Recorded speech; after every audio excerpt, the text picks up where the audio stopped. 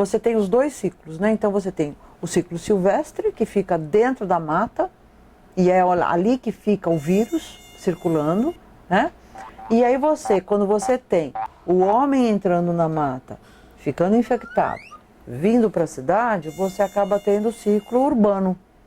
E aqui são dois mosquitos que são os responsáveis pelos diferentes ciclos. O vírus é o mesmo, os animais são outros, mas o mosquito é outro. Então, por isso que a gente fala o ciclo silvestre e o ciclo urbano, porque você tem diferenças em como abordar a doença. Então, a febre amarela, ela chegou faz muito tempo aqui nas Américas e ela se estabeleceu no que a gente chama de ciclo silvestre. O vírus começou a usar reservatórios de manutenção, que a gente não entende direito quais são, a gente suspeita que sejam primatas, mas a gente não sabe exatamente o que acontece, porque a gente vê muita morte de bugio, por exemplo, quando ela começa a sair da floresta, mas geralmente o reservatório de manutenção não morre tão fácil. Isso pode ser que o bugio seja um sentinela, alguma coisa que esteja acusando o vírus, agora transbordando nele.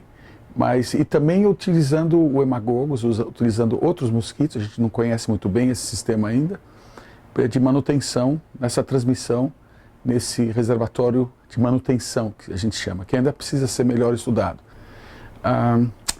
Outra coisa que é muito complicada é que a gente não sabe direito como é que é a biologia no ciclo silvestre. A gente não sabe se, por exemplo, se tem um foco espalha, um foco na região amazônica espalha, ou se a gente tem vários focos, fossi, espalhados por toda a Mata Atlântica e a Amazônia. Existe uma conectividade disso e alguma condição climática preponderante faz com que a infestação aumente. Depois tem a questão, se a gente não sabe direito qual que é o reservatório de manutenção, a gente não conhece a dinâmica populacional desse reservatório, ou seja, se for algum primata que a gente não sabe qual seja, algum outro mamífero, ele tem uns ciclos populacionais em épocas onde essa população aumenta ou diminui. O excesso de chuva recente nesses últimos 2 anos pode ter aumentado muito produção primária e que faz com que essas populações agora de roedores ou aves ou mamíferos de uma maneira cresça, e aí você pode ter muitos surgimentos susceptíveis de pequenos animaizinhos que agora podem ser infectados. E aí você tem uma epizootia, um crescimento entre animais, e que com esse aumento, com essa epizootia, você pode agora então extravasar, pode vazar isso para a população humana.